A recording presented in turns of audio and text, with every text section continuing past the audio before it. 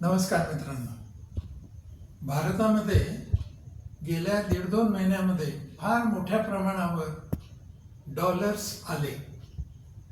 खरं तर अमेरिका आणि इराण यांचं युद्ध सुरू झाल्यानंतर तेलाच्या किमती भडकल्या, अमेरिकेने काही निर्बंध लावले आणि भारताला तेल आयात करताना जास्ती विदेशी चलन द्यावं लागलं. त्याचा एक दबाव भारताच्या फॉरेक्स रिझर्व्हवर झालेला आपण बघितला. रुपयाची सुद्धा व्हॅल्यू घटताना बघितली. रिझर्व्ह बँकेला डॉलर विकावे लागले. परिणामतः आपल्या देशातला विदेशी चलनाचा साठा कमी व्हायला लागला.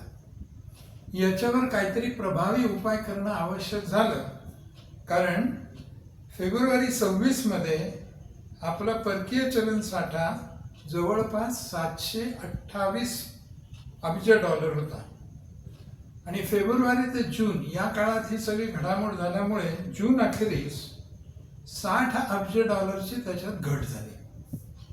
आता हे भरून तर काढलं पाहिजे, म्हणजेच विदेशी चलन भारतात आलं पाहिजे. यासाठी रिझर्व्ह बँकेने अनेक उपाय योजले. त्यापैकी एक महत्त्वाचा उपाय म्हणजे NRI कडून, जे भारतीय नॉन रेसिडेंट आहेत आणि इतर देशात राहत आहेत, त्यांच्याकडून FCNR म्हणजेच डॉलरमध्ये ठेवी स्वीकारायच्या, फॉरेन करन्सी डिपॉझिट्स, डॉलरमध्ये अथवा अन्य देशांच्या चलनामध्ये.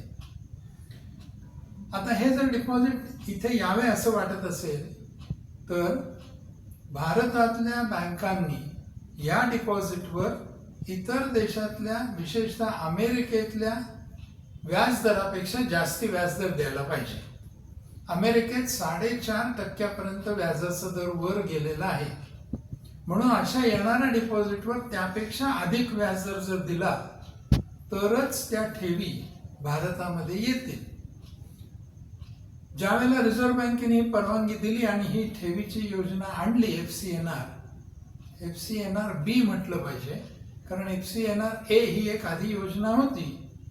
आता ही FCNR B योजना आणलेली आहे, तर त्याच्यावर अधिक व्याज दिलं पाहिजे.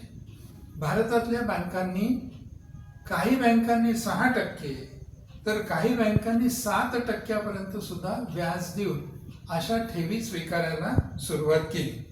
त्यामुळे मोठ्या प्रमाणावर डॉलर भारतात येऊ लागले. अर्थात किती मोठ्या प्रमाणावर आले तर 13 ऑगस्टपर्यंत, म्हणजे अगदी परवापर्यंत जर आढावा घेतला तर सुमारे 56.8 अब्ज डॉलर्स, 60 अब्ज डॉलरने आपला कमी झाला होता फॉरेन एक्सचेंज रिझर्व्ह, आणि या ठेवींच्या माध्यमातून 56.8 अब्ज डॉलर इतके भारतात जमा झाले. आणि ही योजना यशस्वी झाली असं रिझर्व्ह बँकेला वाटल्यामुळे योजनेचा जो कालावधी 30 सप्टेंबरपर्यंत होता तो 31 ऑगस्टपर्यंत मर्यादित करण्यात आला. म्हणजेच अपेक्षेप्रमाणे पैसे गोळा झाले. अर्थात हा आकडा निश्चितच आनंद देणार आहे. भारताच्या अर्थव्यवस्थेवर, भारताच्या एकूण राजकीय स्थिरतेवर हा रिफ्लेक्ट करतो. त्यामुळे आनंद वाटावा, अभिमान वाटावा असा हा आकडा नक्की आहे. पण मित्रांनो, केवळ याच अंगाने त्याच्याकडे बघून चालणार नाही. आणखीन 4 बाबींचा विचार त्याच्यासाठी करायला पाहिजे. त्यातला पहिला म्हणजे करन्सी रिस्क. मी मगा उल्लेख केला FCNR A आणि FCNR B. FCNR A मध्ये काय होतं तर बँका अशा डिपॉझिट स्वीकारू शकत होत्या आणि ते ज्या वेळेला डिपॉझिट्स परत करायची वेळ येईल तेव्हा जर काही एक्सचेंज रेटमध्ये फरक असेल तर तो बँकांना फेस करायला लागत होता, सहन करायला लागत होता. आत्ताची ही विशिष्ट परिस्थिती आल्यामुळे रिझर्व्ह बँकेनी ही करन्सी रिस्क स्वतःकडे घेतली. म्हणजेच कमर्शियल बँका या रिस्कमधनं मोकळ्या झाल्या आणि रिझर्व्ह बँकेनी ही एक्सचेंज रेट फ्लक्च्युएशनची रिस्क आपल्याकडे घेतली. थोडक्यात काय झालं तर NRI कडनं डिपॉझिट येणार बँकेकडे, बँकेत आलेले हे विदेशी चलनातले डिपॉझिट बँक RBI कडे देणार, RBI डॉलर रुपया स्वॅप करणार आणि मग ज्या वेळेला डिपॉझिट परत करायची वेळ येईल त्यावेळेला RBI परत हे डॉलर्स बँकेना देणार त्याच रकमेला आणि ही जी रिस्क आहे ती RBI घेणार. त्यामुळे स्वाभाविकपणे ठराविक कालावधीनंतर हे डिपॉझिट परत करताना जर काही एक्सचेंज रेटमध्ये फरक राहिला तर तो पूर्वीच्या FCNR प्रमाणे बँकांनी सहन न करता आता रिझर्व्ह बँक सहन करणार आहे. त्यामुळे बँकेची रिस्क रिझर्व्ह बँकेकडे गेलेली आहे. हा पहिला भाग. त्याच्याने होईल काय? दुसरा भाग तो म्हणजे आता ही रिस्क आली म्हणजे एका अर्थाने लॉस होणार. तो लॉस कमर्शियल बँकांनी घ्यायचा नाहीये. लॉस होईल किंवा प्रॉफिट होईल. पण नॉर्मल कोर्समध्ये हा दोन्ही बाजूचा जरी फरक असला तरी लॉस झाला तर काय होईल? हा लॉस कमर्शियल बँकांकडे न जाता रिझर्व्ह बँकेला सहन करावा लागेल आणि तो रिझर्व्ह बँक त्याच्या प्रॉफिटमधनं वजा करेल. तो फिस्कल डेफिसिटमध्ये दिसणार नाही म्हणजे बजेटमध्ये दिसणार नाही तर तो RBIच्या नफ्यातनं कमी होईल. अर्थात RBIचा नफा कमी झाला म्हणजेच RBI जो सेंट्रल गव्हर्नमेंटला डिव्हिडंड देते तो कमी होणार आहे. पण एका अर्थाने फिस्कल डिसिप्लिनमध्ये हे नीट रिफ्लेक्ट होणार नाही. हा दुसरा भाग झाला.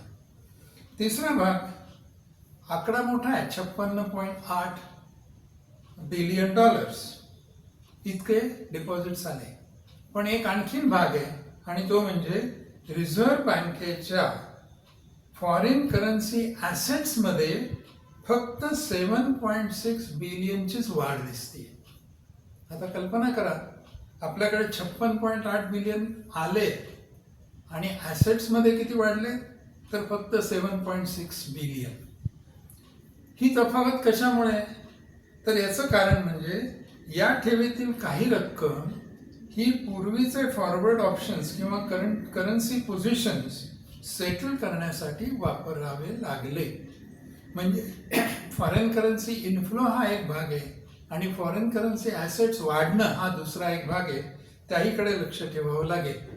आणि आत्ता मी म्हटलं त्याप्रमाणे प्रकार A FCNR डिपॉझिट आणि प्रकार B याच्यामध्ये लिव्हरेज्ड डिपॉझिट्स आहेत. लिव्हरेज डिपॉझिट म्हणजे काय? जे डिपॉझिट आलं त्या आधारावर कर्ज कमर्शियल बँका देतात त्याला म्हणायचं लिव्हरेज.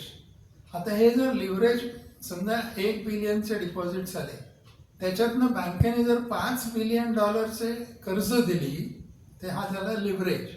1 बिलियनच्या आधारावर 5 बिलियनचे कर्ज देणं हा झाला लिव्हरेज. असं जर लिव्हरेज दिलं गेलं असेल आणि बँकांनी त्या ठेवीवर मोठ्या प्रमाणावर कर्ज दिलं, स्वॅप केले, ट्रेजरी पोझिशन्स घेतल्या तर रिझर्व्ह बँकेची करन्सी रिस्क वाढते. हेही आपण लक्षात घेतलं पाहिजे.